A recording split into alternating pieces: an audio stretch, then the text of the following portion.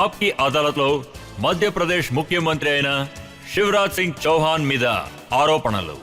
ఇదే రాజకీయాల కోసం ఆయన మతాన్ని వాడుకుంటున్నాడు. శివరాజ్జీ గారు, మీరు చిన్నప్పటి నుంచే మీకు మతం అంటే చాలా ఇష్టం, అలాగే దేవుణ్ణి పూజిస్తారు. మీరు సాధు అవ్వాలని కోరుకున్నారని నేను విన్నాను. నా గ్రామం నర్మదా తీరంలో ఉంది. అక్కడే నేను పుట్టాను. ఇక చిన్నప్పటి నుంచి సాధువులతోనే నేను ఉన్నాను. వాళ్లతోనే నేను పెరిగాను. వాళ్లతో నేను పెరిగినప్పుడు నా మనసులో కూడా దుర్వన్ ఇంకా ప్రహ్లాదులాగా దేవుడి ఒడిలో ఉండాలని నాకు ఆశ పుట్టింది. ఆ తర్వాత దానికోసం నేను ఎన్నోసార్లు ప్రయత్నించాను. నర్మదా తీరం వైపు కూర్చుని దేవుడు భక్తిలో జ్ఞానం చేశాను. వాళ్ళని నేను కొలిచాను. నన్ను కూడా వాళ్ళ ఒడిలో కూర్చోబెట్టుకోవాలి. కాబట్టి ఆధ్యాత్మిక మతం పట్ల నా కళాచారం వల్లే అది దొరికింది. ఆ తర్వాత నేను ఎంత ప్రయత్నించినా ఆ దిశలో వెళ్ళలేకపోయాను. చిన్నప్పటి నుంచి నేను భగవద్గీత చదివాను. అందుకే ఆలోచన నాకు తట్టింది.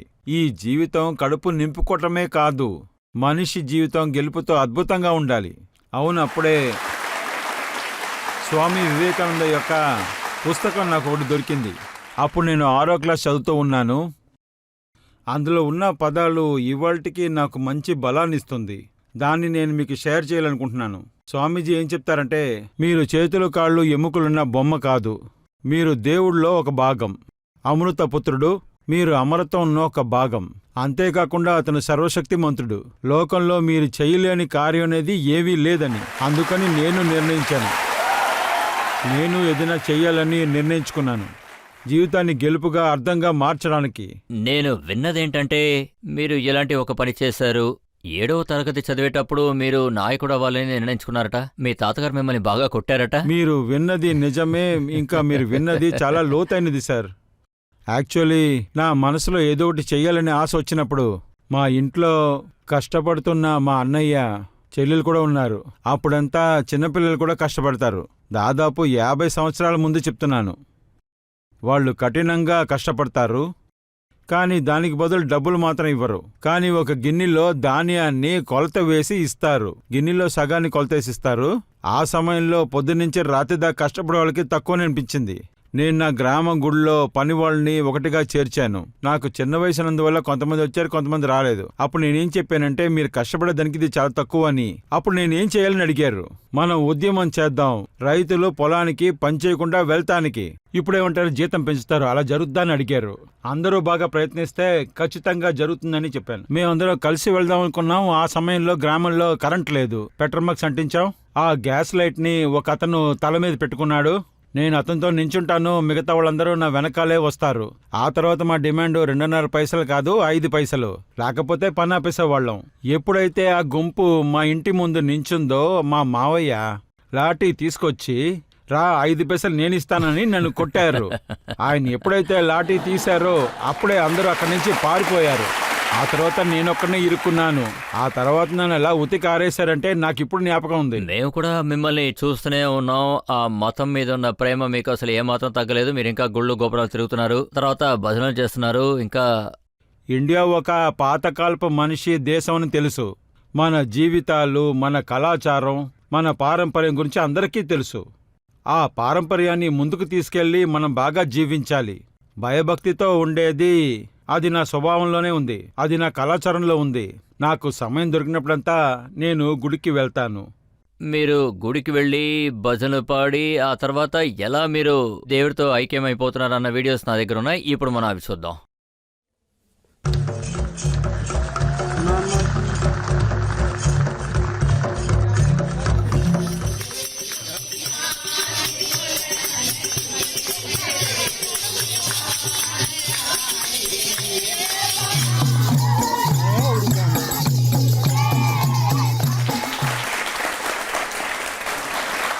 మీ రాజకీయ శత్రువు అయిన కమల్నాథ్ గారు ఇవి చూసినప్పుడు ఏమన్నారంటే, శివరాజ్ గారు చాలా బాగా యాక్ట్ చేస్తున్నారు, ఆయనకి శివరాజ్ సల్మాన్ పేరు పెట్టాలన్నారు.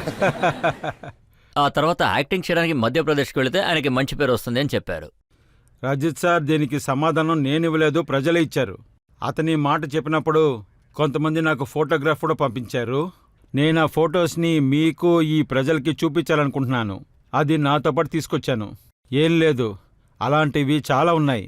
నేనేం ఆశపడుతున్నానంటే ప్రజలు దీనికిచ్చిన సమాధానాన్ని అందరూ చూడాలని. ఇది సల్మాన్ గారితో ఆయన తీసుకున్న ఫోటో. తను జాక్లిన్ ఫెర్నాండెస్. ఇప్పుడు మీరే చూడండి, శివరాజ్ సల్మాన్తో ఇది ఉన్నాడని. కరీనా కపూర్ గారితో. మరి ఇదేమో దియా మిర్జా. వీళ్ళందరూ మీకు తెలుసా? నాకు అంత క్లోజ్గా తెలీదు. కమల్నాథ్ గారికి వీళ్ళని తెలిసినంత వరకు. ఇప్పుడు చూడండి, ఫోటో ఆయనది, వాళ్ళకి వాళ్ళు తెలిసిన వాళ్ళు కూడా ఉన్నది ఆయన. కానీ నన్ను వెళ్ళి బాలీవుడ్లో యాక్టింగ్ చేయమంటున్నారు, ఇది న్యాయమా? ఐఫాని ఆయన నడిపారు, అందులో కోట్ల డబ్బులు వేశారు ఆయన. కానీ నన్ను చూసి ఆయన బాలీవుడ్ వెళ్ళమంటున్నారు. ఇది ప్రజల సమాధానం, నేను మీకు ఇచ్చేశాను. ఆయన ఏమంటున్నారంటే, శివరాజ్ సింగ్ గారు నన్ను ఆటలను ఓడించలేరు, పాట పాడడంలో కూడా పోటీ పడలేరు, ఆర్ట్స్లో నేను గెలవలేను, కానీ ఖచ్చితంగా నేను ఎన్నికలో గెలుస్తానన్నారు. ఎలక్షన్ని ప్రజలే నిర్ణయిస్తారు, కానీ ప్రజల మధ్య ఉండడం అనేది అది నా స్వభావమో ఇంకా నా గుణం కూడా. మేము ఆఫ్టర్ ఆల్ జనాలకి సహాయం చేస్తున్నాం అంతే. ఇంకా నేను దీన్ని ఎప్పుడూ చెప్తాను, మధ్యప్రదేశ్ అనేది నా గుడి. అక్కడున్న ప్రజలు నాకు దేవుళ్ళలాంటి వాళ్ళు. ఇంకా ఆ ప్రజల పూజారి శివరాజ్ సింగ్ చౌహాన్.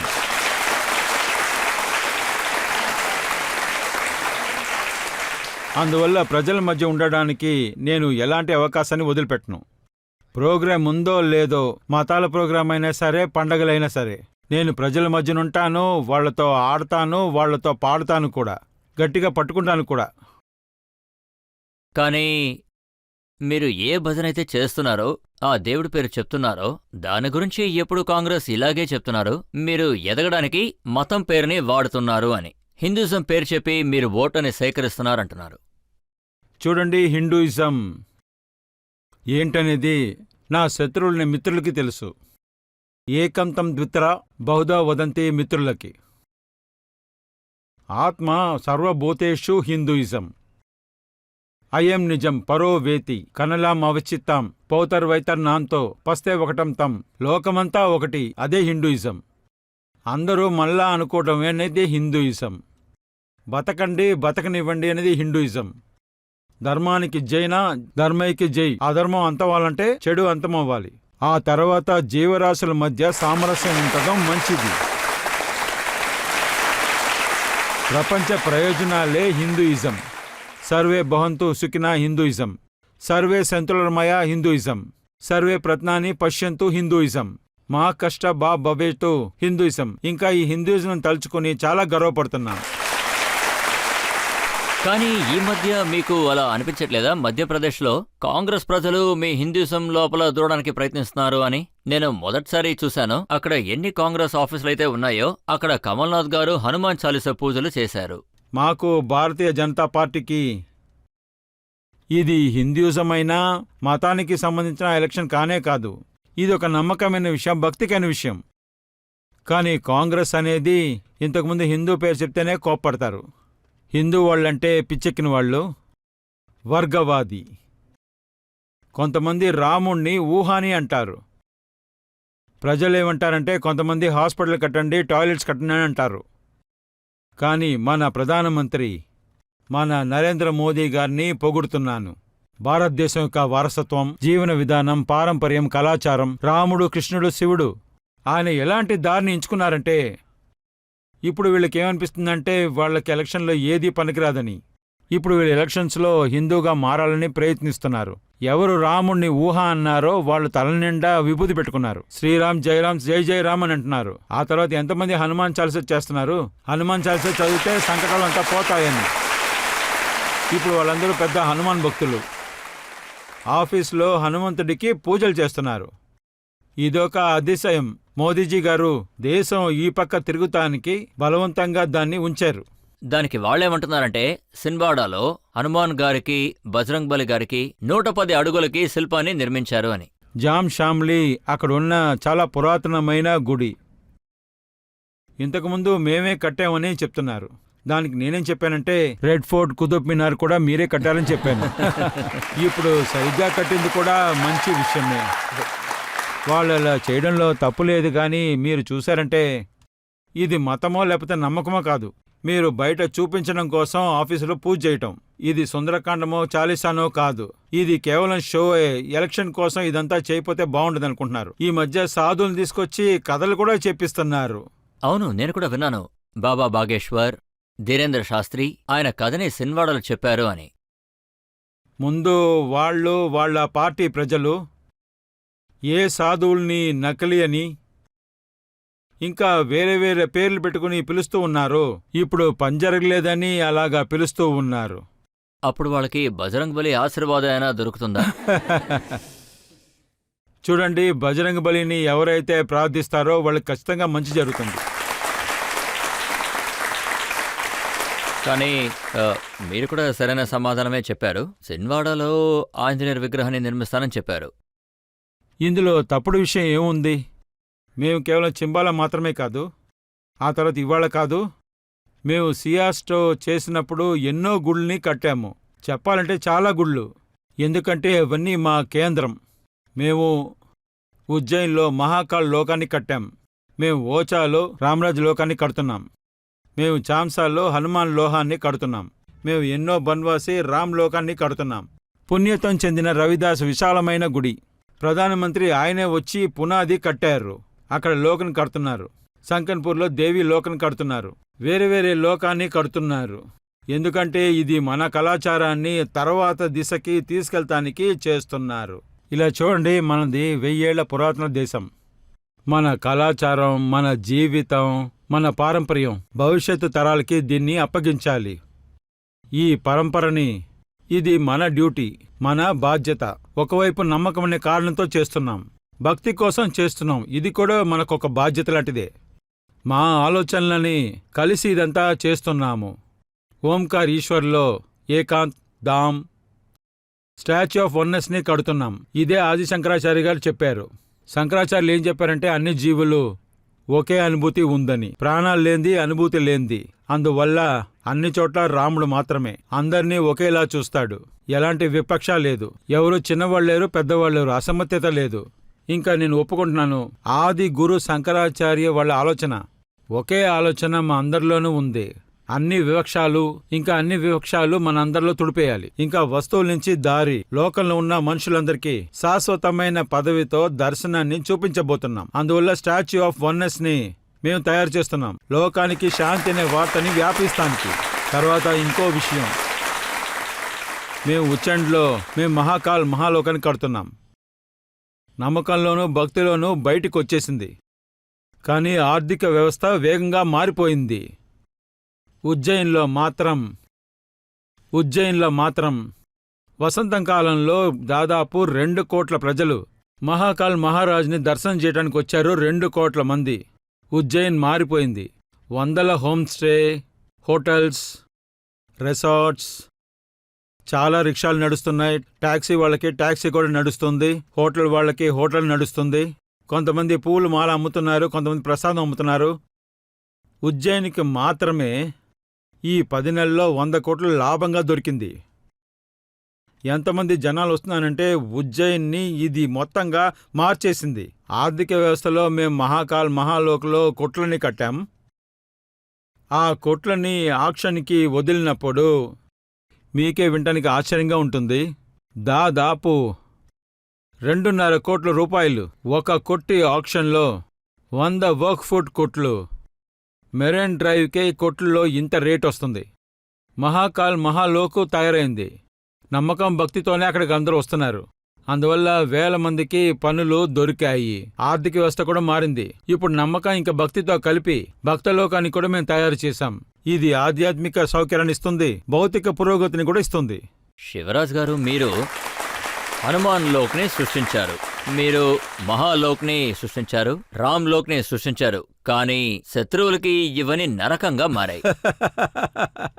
వాళ్ళని చూడనివ్వండి, అక్కడికెళ్ళి ప్రశాంతంగా ఉండనివ్వండి. కానీ ఈ విషయం నిజమేనా? కాంగ్రెస్ వాళ్ళందరూ కూడా ఈసారి ఎలక్షన్లో చాలా భక్తితో పోటీ పడుతున్నారని. ప్రియాంక గారు కూడా నర్మదా తల్లికి పూజ చేయడానికి వెళ్లారు. ధర్మదాతకి పూజ చేస్తున్నారు, శిప్రతాయ్ ఒడ్డుకి వెళ్తున్నారు. ఇప్పుడు అదంతా చూడటానికి చాలా విచిత్రంగా ఉంది. ఆ తర్వాత ఈ మార్పు ఎలక్షన్ కోసం, భక్తి మార్పు కోసం కాదు.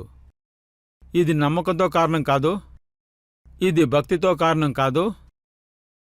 ప్రజలు ఇలా కూడా అంటారు, ఇదొక మూర్ఖత్వం అని.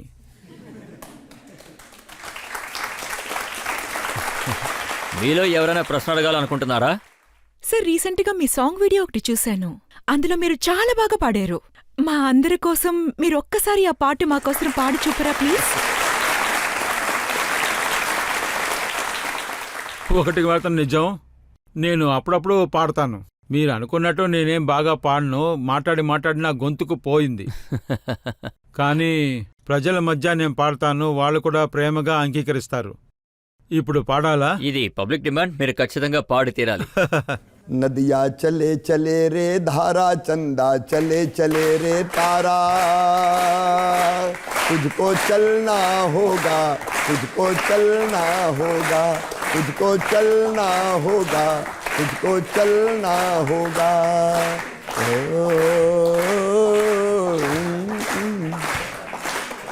जीवन कहीं भी ठहरता नहीं है, जीवन कहीं भी ठहरता नहीं है, आंधी से तूफान से डरता नहीं है, तू न चलेगा तो चल देंगी राहें, तू न चलेगा तो चल देंगी राहें, मंजिल को तरसेंगी तेरी निगाहें, तुझको चलना होगा, तुझको चलना होगा।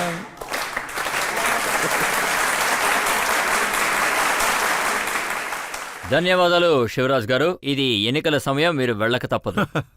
నాతో ప్రజలు కూడా వస్తున్నారు.